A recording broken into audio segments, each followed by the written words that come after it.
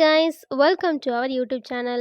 இன்னைக்கு நம்ம 12th standard accountancy புக்கில் இருக்கிற ஃபஸ்ட்டு லெசனான முழுமை பெறா பதிவேடுகளிலிருந்து கணக்குகள் அந்த லெசனில் இருக்கிற ஒவ்வொரு சம்மா நம்ம ஒவ்வொரு வீடியோவில் பார்த்துட்ருக்கோம். ஸோ அதுக்கு தொடர்ச்சியாக இன்றைக்கி நம்ம எடுத்துக்காட்டு 11 கொஷின் என்ன கேட்டிருக்காங்க, அதுக்கு ஆன்சர் எப்படி பண்ணலான்றதை வாங்க பார்க்கலாம். வீடியோ ஸ்கிப் பண்ணாமல் பாருங்கள்.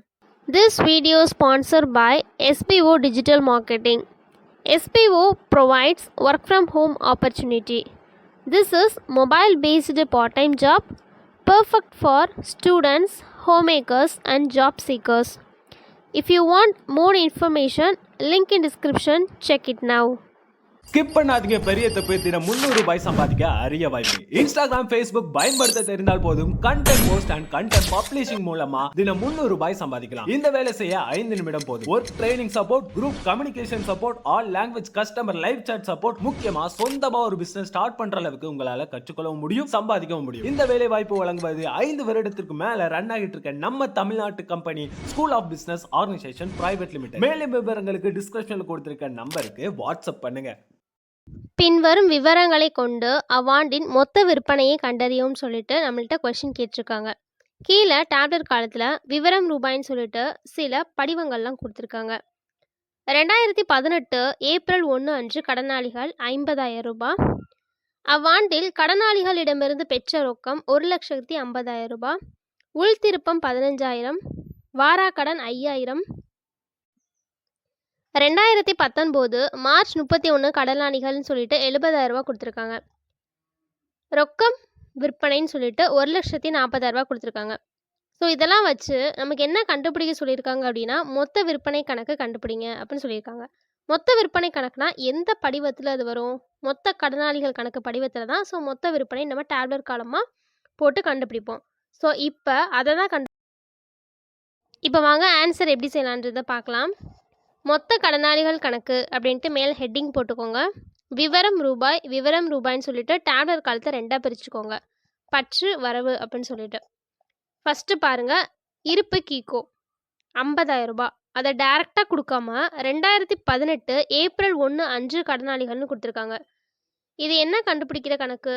கடனாளிகள் கண்டுபிடிக்கிற கணக்கு. அப்போ ஏப்ரல் 1ன்றனால இது இருப்பு கீக்கோ அப்படின்னும், கீழே மார்ச் 31ன்னு கொடுத்துருக்கனால அதை இருப்பு கீ அப்படின்னு சொல்லிட்டு நம்ம அமௌண்ட்டை எடுத்துக்கணும். மற்ற எல்லாமே அப்படியே தான் இருக்குது. சம்பளம் அப்படியே போட்டால் நம்மளுக்கு ஆன்சர் கிடச்சிரும். ஃபஸ்ட்டு 2018 ஏப்ரல் 1 அன்று கடனாளிகள் இருக்கிறத இருப்பு கீக்கோன்னு சொல்லிட்டு 50,000 ரூபாய் எடுத்து போட்டுக்கோங்க. அவ்வாண்டில் கடனாளிகளிடமிருந்து பெற்ற ரொக்கம். ஸோ அப்போ ரொக்க கணக்குன்னு போட்டு வரவு சைடு 1,50,000 ரூபாய் எழுதிக்கோங்க.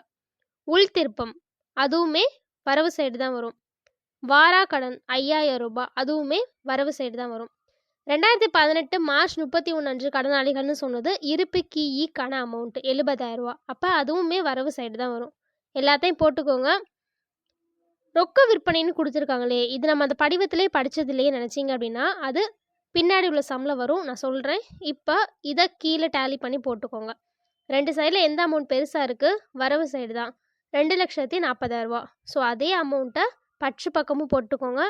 பேலன்ஸ் இருக்க அமௌண்ட் எவ்வளோ அப்படின்னா 1,90,000 ரூபா.